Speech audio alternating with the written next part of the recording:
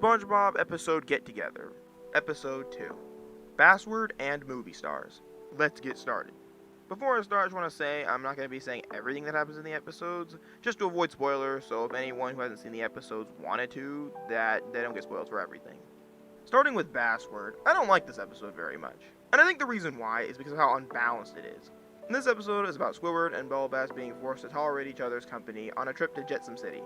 This episode mostly has Bubble Bass doing something annoying that usually causes Squidward or Squidward and him problems, like getting fondue all over Squidward, opening a window that causes a baby to fly out of the train they're in, and later tries to get another sandwich at the back of Old Man Jenkins' plane, which causes it to break in half and Squidward and him to fall.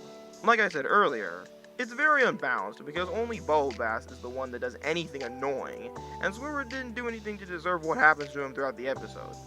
Why not have Squidward be practicing his clarinet and him play it directly at Bubble Bass, which would annoy him, and then have the fondue burn Squidward. And later you could have Squidward talk bad about a passenger snail, and it attack him, causing him to sneeze all over Bubble Bass, and then have Bubble Bass lean on Squidward while sleeping.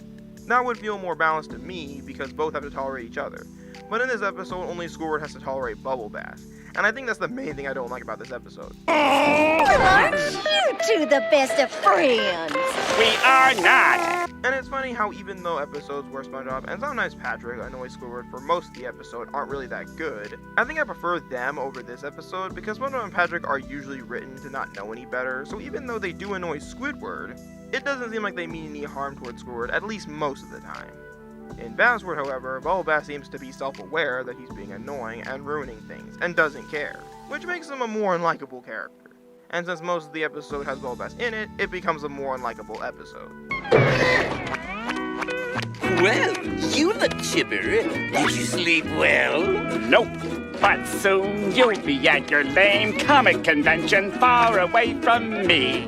That is something to smile about. Moving on to movie stars, this episode is fun. This episode is about SpongeBob and Patrick trying to see the Mermaid Worm and Barnacle movie. However, the movie theater's ushers have taken the day off, so SpongeBob and Patrick become the ushers so that everyone can watch the movie. I like a lot of the jokes in this episode, and one of my favorite jokes is when SpongeBob and Patrick's boss tell them that a 3D short is playing, but he didn't pay for a fancy 3D projector, so he tells them to throw stuff at the audience to make it seem 3D.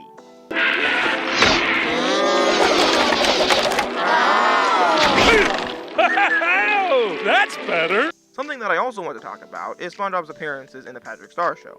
I don't think there's anything wrong with him appearing in some episodes, as long as he's only a main character in some of them, not most of them. However, I feel like SpongeBob is sort of boring in most of the episodes he's in. I don't know if it's because they don't want SpongeBob to outshine Patrick or something else, but it seems like SpongeBob doesn't have much to do in most episodes. No bubble blowing, no jellyfishing, not really anything that gives SpongeBob more to do. However, I still think SpongeBob is a fun character in this episode, and he has some good jokes. And the rest of this episode is good too. We're pathetic! Hey! You keep out of this movie!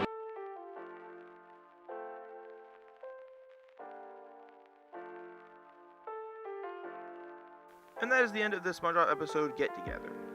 Thank you for watching, and I'll see you later. Bye!